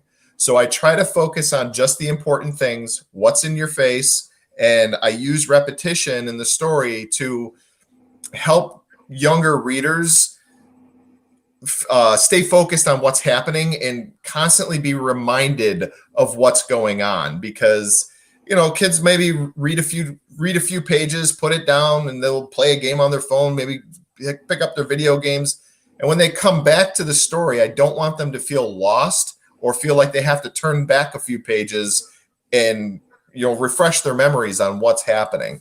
So as far as world building goes, there's still a lot that can be done, but I'm really focusing on the things that are important and integral to the story. So are you working on planning like a whole series of novels as we follow Cody through his life? Yeah. This is the first book in a planned trilogy. It'd be an origins trilogy. And then after that, I've got ideas to continue on for as long as people want to continue to read it, or as long as I feel like writing it. One of the things you were talking about is the repetition and replaying those major points as it goes along. It reminds me of the way serial comics used to be when I was growing up, right? Where whether it was miniseries or it was ongoing series, where they'd be enough in the dialogue to refresh the reader if they missed an issue because circulation was terrible, or it was bi-monthly, or just because it's been 30 days since you read Detective Comics last. You could get a key up on what those clues were rather than having to rifle through them, and you wouldn't feel like you were cheated if your local mini mart didn't carry last month's issue. Yeah, and you didn't have to start off the front page with a big wall of text before you turn to page 2 to actually start the comic. Yeah, exactly. Instead you could have a picture of Spider-Man swinging through a window, or Batman facing down some giant cyborg, something fun to look at first. Yeah, and to be honest with you, I had I had big aspirations for this book. If artists weren't so expensive, I would absolutely put a cover on every chapter. I think it would be so cool to just it's not a comic book, but the elements are there. And maybe someday I can transform the idea, and instead of a chapter heading, give you a cover for that chapter.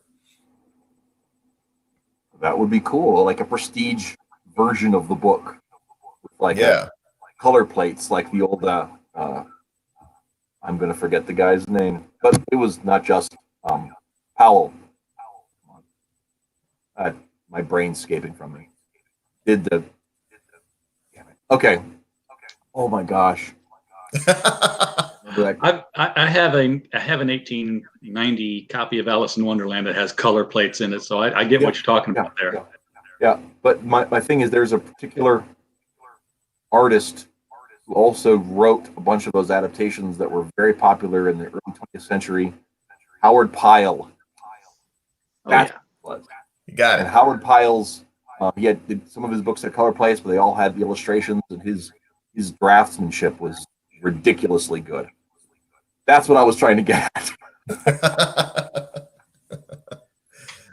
So sometimes he did his own illustrations, sometimes he had other people, and his oils were phenomenal. Yeah. Someday we can do it, but for now we've got these really cool chapter headings with the shield and reticle design for the character. Yeah, very cool looking stuff. So what was the First of all, Bulletproof, is that like a code name or is that just the name of the book? I'm laughing because I love the way it came up. This is one of my favorite things because me and RJ actually talked about this throughout the process. And it was always one of those, wait, is that his name? Does he know what's going? He doesn't know. He doesn't get it. He says it. I'm bulletproof. Oh my God, I'm bulletproof. And people are like, okay, he's naming himself. No, the main character doesn't pay that much attention. There was a scene in Peter David's run of Young Justice where they're recognized as Justice League Junior. He's like, no, not Justice League, just us. We're young, not the Young Justice Leagues. We're young, but it's just us. And they're like, oh, it's Young Justice. And that's how their name got stuck. And that's exactly what this reminded me of. Yeah. The main character uses it as an adjective. Everybody else thinks he's using it as a noun. Because they live in a world populated with superheroes. Right. Obviously. Yeah, and he's so absent-minded that even though he's the big, like, he loves these superheroes that are running around doing their things, he doesn't even pay attention because he's so wrapped up in what's in his face. He doesn't even realize what that it fits. You know, he's just, this is what I am. Right, and I think that's wonderful. A wonderful touch being as you're dealing with a 14-year-old boy, who, because he's there is no self-awareness for 14-year-old boys. Yeah, it's true. That's something that kids get as they slow down a little bit and their brains mature a little bit, and they start seeing more cause and effect, and they start, all those sort of things. It takes a while because I've got an 18-year-old and a 16-year-old, so I'm watching in real time, right? And so you see that they go from just being these bundles of action that are pre-programmed to self-destruction to being, self-possessed men of thought and care, and they're 14 though. It's all off the table. Yeah. That is literally the main character of this book. He is so wrapped up in what's in front of him. I once used the analogy. I said that you could leave a trail of Reese's Pieces and he will follow it. And you could slip a Skittle in there and he won't question it. He'll be like, oh, this is a fruity one. And he'll just keep going and just keep going. So now, does he have a cast of friends that are come alongside him in the typical young adult fiction mold? Yeah, he has two of his closest friends are Gene Franklin, and he is a 12-year-old prodigy that should probably be working towards his PhD, not being a freshman in high school. But he's fascinated by just learning things, and being a freshman is almost like a social experiment for him, especially having a friend like Cody, who he often gets frustrated with. Their exchanges are very, you could almost say very, I don't know, maybe like a Laurel and Hardy or an Abbott and Costello, where you've got the person who's very level-headed and understands what's happening, and then you've got the idiot. And then Cody's other friend, Caliente Cruz, Callie for short, she's kind of, immediately people think love interest, but Cody's not bright enough to pick up on that. He doesn't really pay attention to the cues that are there. He's like, oh, this is weird. But she's kind of his voice of reason, and she really keeps him grounded.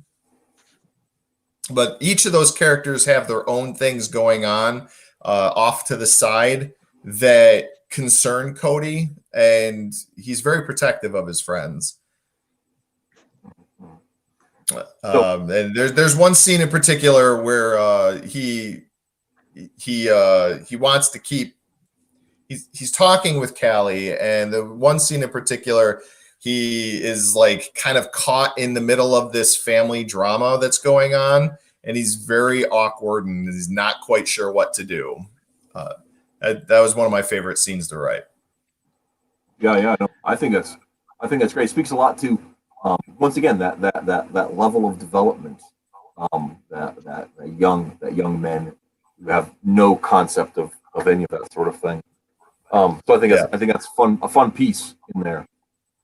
When you get them all together, it reminds me of Cat Grant's statement during that Supergirl Flash crossover before they came to the new network, when she just looked at the group and said, "Look at you! You look like the diverse, non-threatening cast of a CW show." Yes.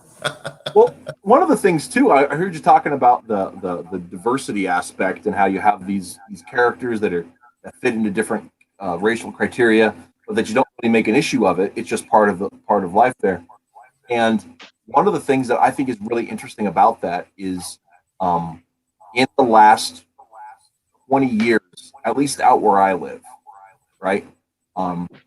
Society has just gotten that way, right?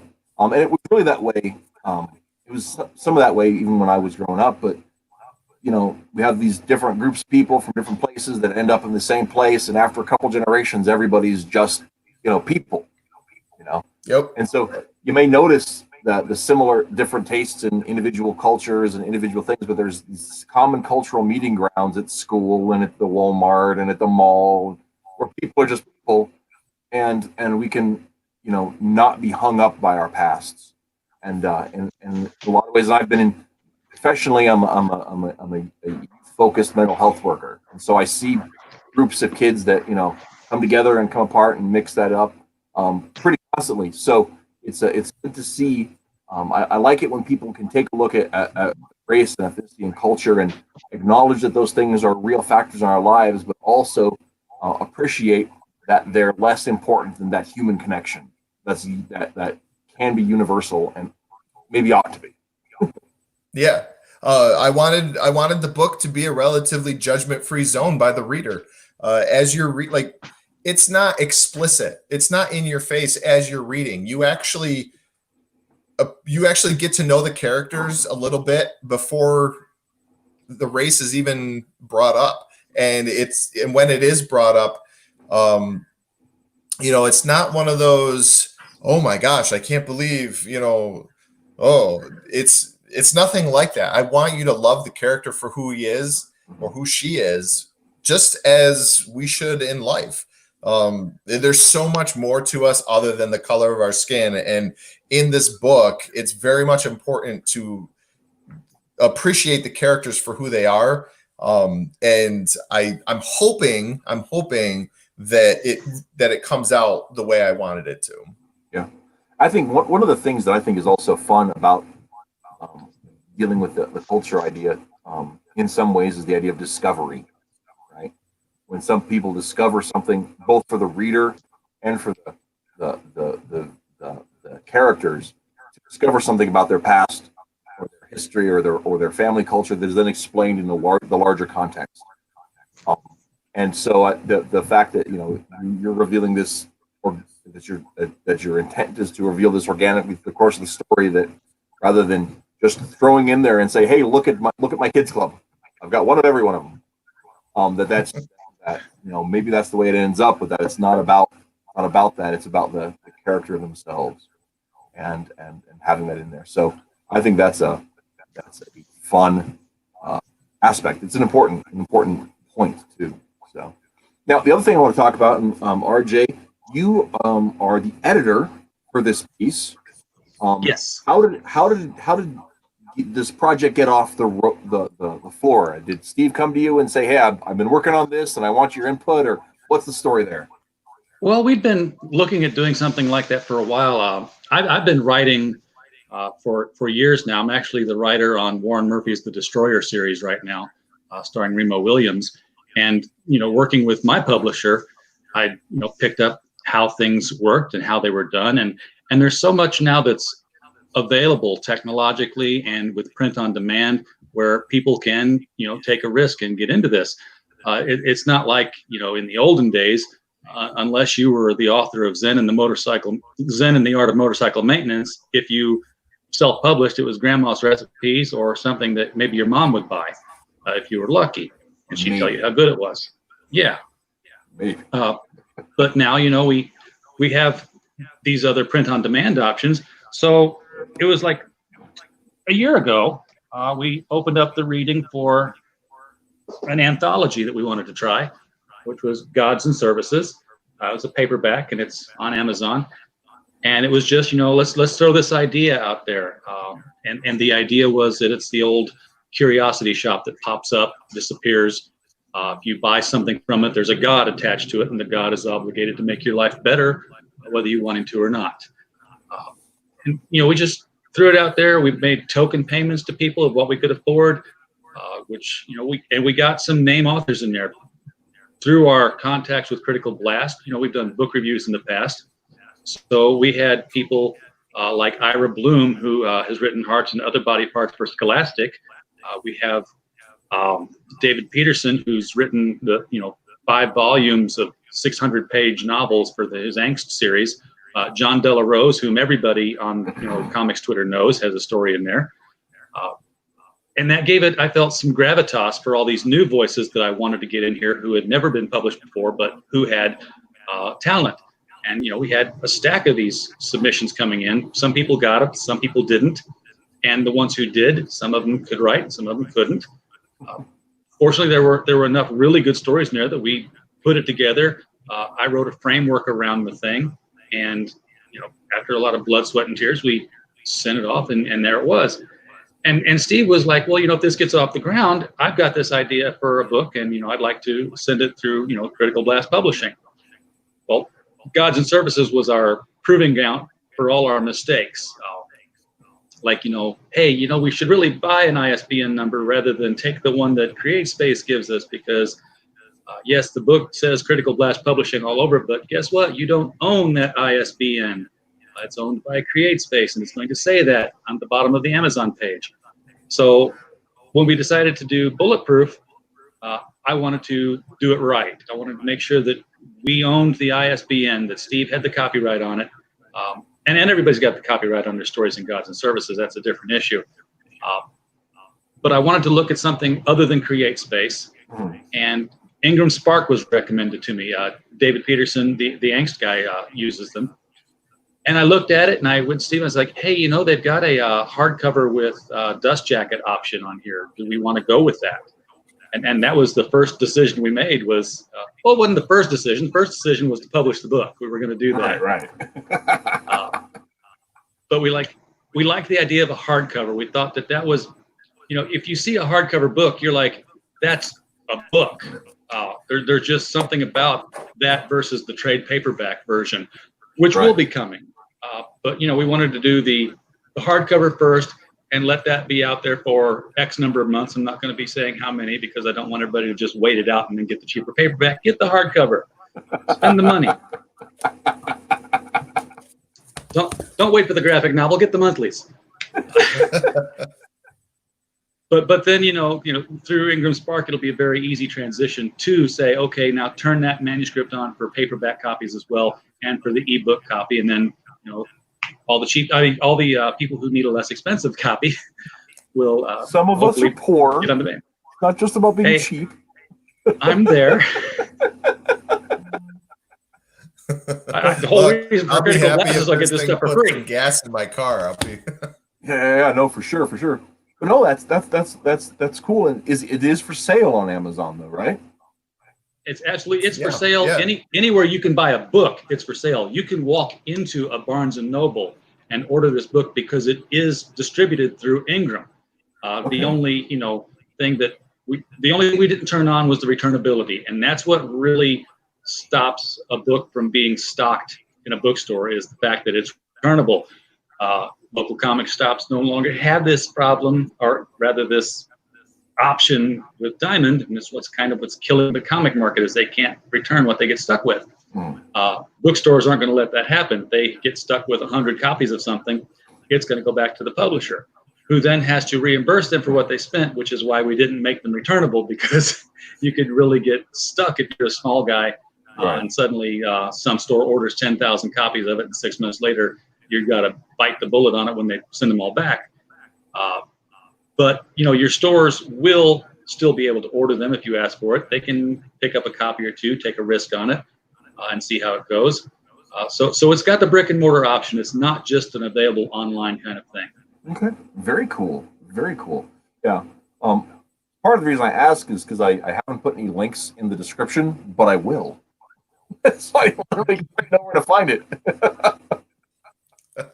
So, I'm a small show, but we get about 30 people a week that watch, and usually only about quarter to a third of them are here for the live show. So I have people that come back in and watch afterwards. So I like to make sure you're doing something right, because you've got 100 subscribers. Congratulations, by the way. Yes, I'm very happy about that.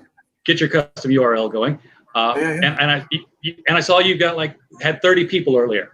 Yeah, We've got 650 subscribers, and we'll do a live stream and see 2 people.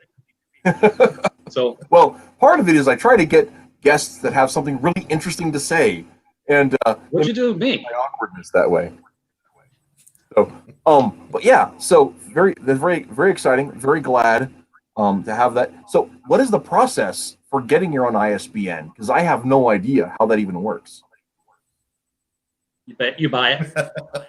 You buy it.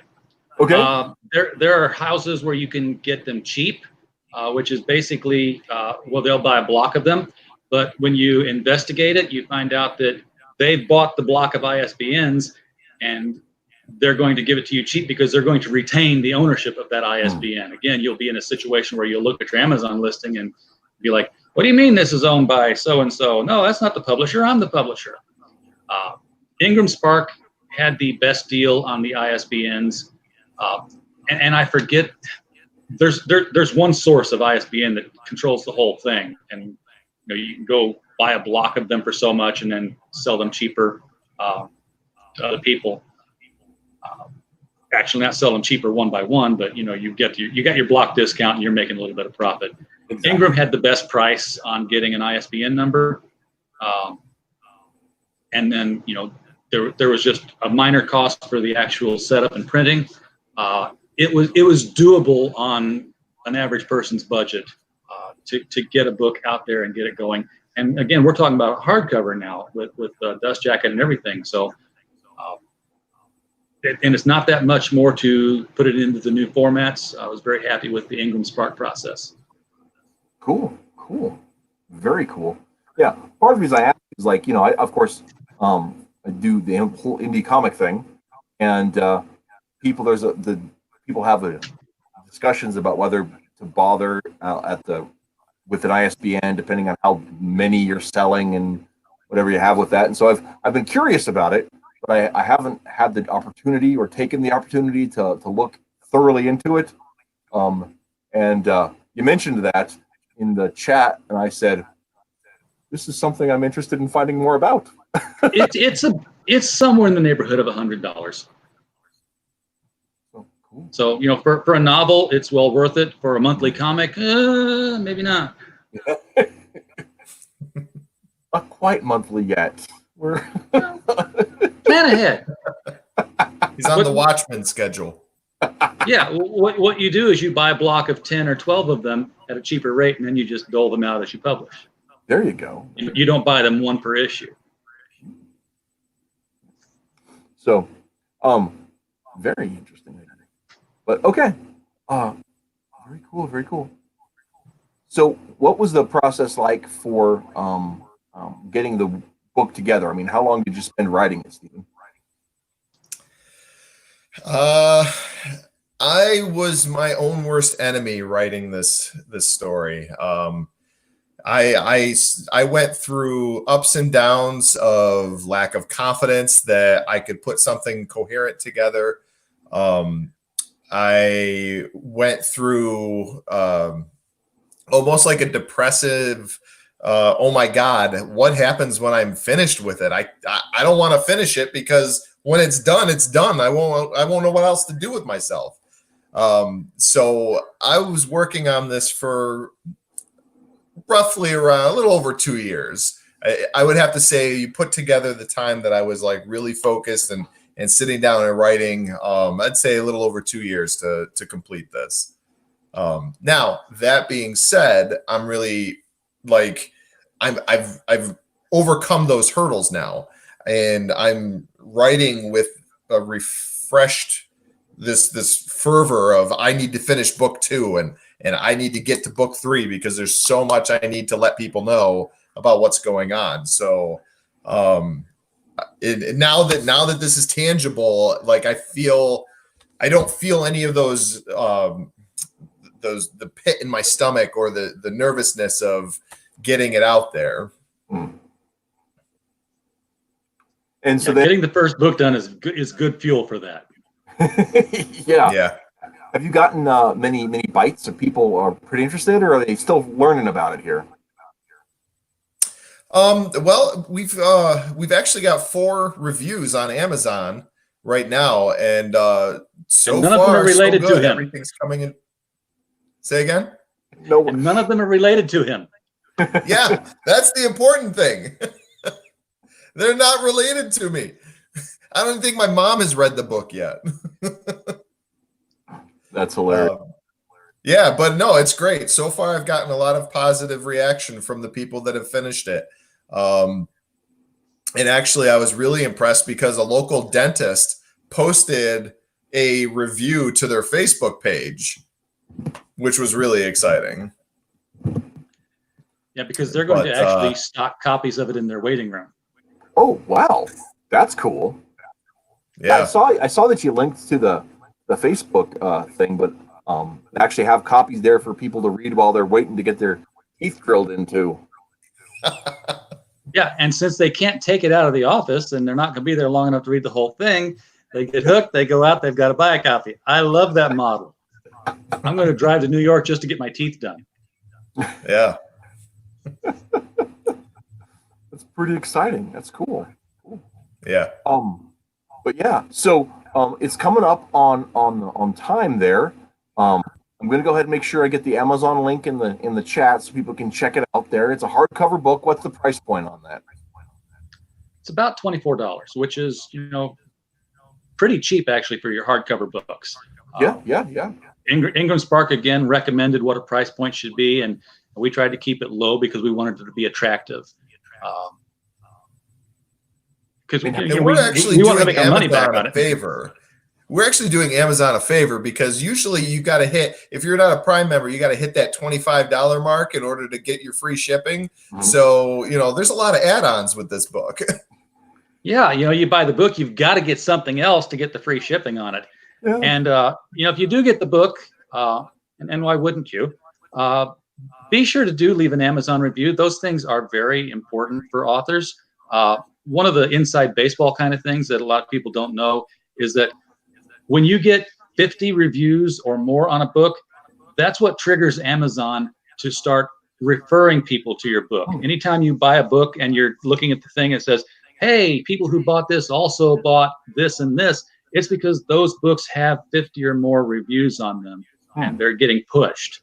So if you won't be that if you don't get that.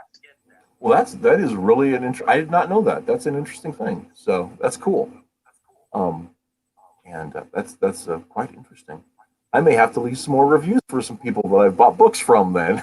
Yeah, it's really suddenly feel very guilty. It's really it's a good way for people to support the book or the author without spending any more money. Yeah. You buy the book, you leave a review. That review is almost as valuable as the book purchase. Cool.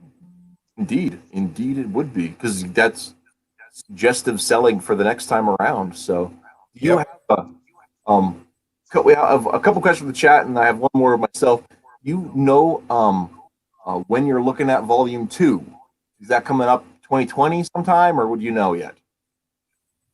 I'm gunning for 2020. I'd like to try to get it out around the same time as the first one came out. Okay, that would be Halloween. Halloween 2020, give or take a few, depending. I'm sure RJ will have some feedback on that. Well, remember how long it took me to edit the first one. That becomes a big factor at that point. You got to team in on it. So, well, guys, thank you so much for coming on. from the chat, though, we did have another question. Is there a reference to Iron Man's gene in the book? I don't know what that means, but I'm asking. Well, somebody's read the book because they're using all the right names. There's no reference to Iron Man in the book. I tried. There's a few real world references in the book, but nothing that would directly tie to any of the two major publishers. We had that question earlier about, is Bannerville a reference to Bruce Banner, but I tried to avoid it where possible. Which would make sense because you're building your own universe. Right. Yeah. So, and I get it. I get it. As a fan, I get it. I want to find connections. I do that myself all the time. Yeah. Well, I mean, and it's like the Watchmen universe. If you grow up in a world full of superheroes, you're probably not going to make comic books about them. Yeah. So there wouldn't be a comic book Superman to refer to, or a comic book Hulk to refer to. Yeah. Or if they do make comics, it's going to be about people that really exist, in the same way that we have Bob Hope comics too. Yeah. Pirate comics. Yeah. But yeah, that kind of a thing. But one of the other questions was, Star mentioned that you should look into light novels. And I don't know what that is, but it's a novel with some comics inserted into the novel body. So we could do that in maybe she's mentioning, you were talking about doing like covers for the chapters, maybe mini comics to tie things in there, but maybe that's what she meant. I'm unfamiliar. I've seen that done. I've seen that done with and I can't remember the name of the book, darn it. But it was one of those kind of like Slender Man kind of stories with an urban legend character who abducts children, teenagers. And what happens is that he's the star of this comic book that's printed underground. It just kind of, you go to the shop and you can get it. But if you get this underground comic, there's a very good chance that if you stare in the mirror and do the Bloody Mary thing or whatever it takes, you end up in the comic being chased by the guy. And other people can see, well, I don't know where John went, but they're drawing him in the comic now. But you're actually in the comic book. And you're in the comic book. And that's how it went back and forth between novel and comic book stuff. So that sounds terrifying. She says technically it would be it's a Japanese idea, so they're manga in the light novels per se. Now you have to read the novel backwards. That just makes it more difficult. Yeah, and I like to say that manga are just comics from Japan. So as a slight teaser, that could work for this character. Yeah, that might be.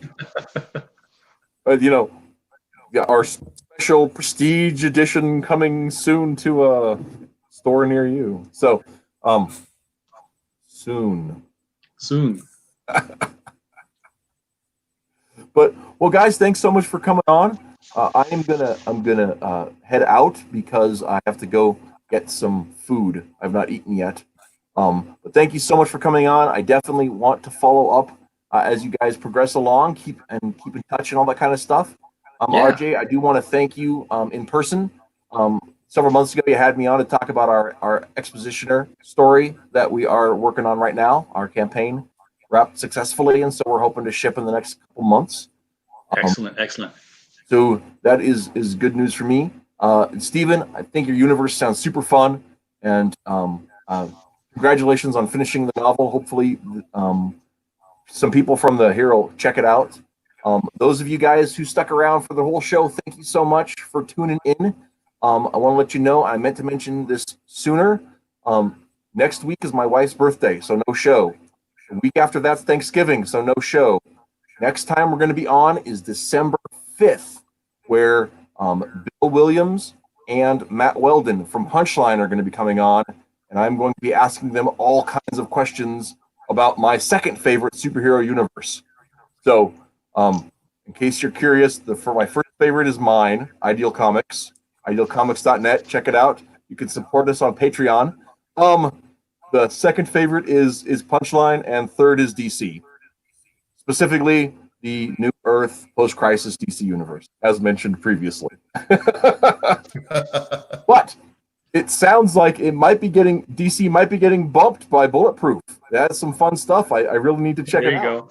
So hey, I'll be happy if I'm in the top 5. hey. So anyway, guys, thanks again for coming on. We'll keep in touch, you guys. For those of you guys who got me to 100 subs, that's so cool. I really appreciate that. And I'll have a name soon that won't be 67Y243 or whatever the heck it is right now. Well, you deserve it. This has been a really good experience, and I'm happy that I came on because this was you do a great job. Well, thank you so much. I try. So anyway, we'll have a great night, and thanks for tuning in, and keep reading comics, guys.